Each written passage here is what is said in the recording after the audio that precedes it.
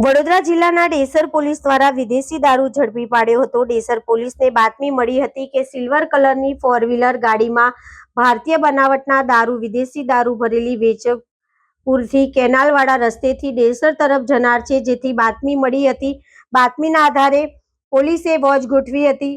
તે દરમિયાન આગળ પાછળ બે ફોર વ્હીલર ગાડી વેજપુર ગામ તરફથી ધરમપુરા ગામ તરફ જતી હતી। નર્મદા માઇનોર કેનાલ ઉપર આવતા પોલીસે બે ફોર વ્હીલર ઊભી રાખતા જેમાં તપાસ કરતા ગાડીની પાછળના સીટના ભાગે તથા ડિક્કીમાંથી વિદેશી દારૂની પેટીઓનો જથ્થો ભરેલો હતો, જેમાં ભારતીય બનાવટના વિદેશી દારૂના કોટરિયા અને બિયર નંગ 1318 મળી આવી હતી, જેની કિંમત રૂપિયા 2,79,486 નો મુદ્દામાલ ઝડપી પાડ્યો હતો અને બંને ગાડીની કિંમત 6,50,000 કુલ મળીને કિંમત 9,54,486 નો મુદ્દામાલ ઝડપી પાડવામાં આવ્યો હતો, જેમાં હુન્ડાઈ એસેટની ગાડી નંબર GJ05CP 2717 હતો। બીજી ગાડી સ્વિફ્ટ ગાડી નંબર GJ06RB 9200 હતો, જેમાં એક આરોપીની ધરપકડ કરવામાં આવી હતી, જેનું નામ નિલેશ કુમાર ઉર્ફે સોનુ દિલીપસિંહ રાઠોડ, રહેવાસી ડેસર, બ્રાહ્મણફળિયું, તાલુકો ડેસર, જિલ્લો વડોદરા, અને બીજો આરોપી રેડ દરમિયાન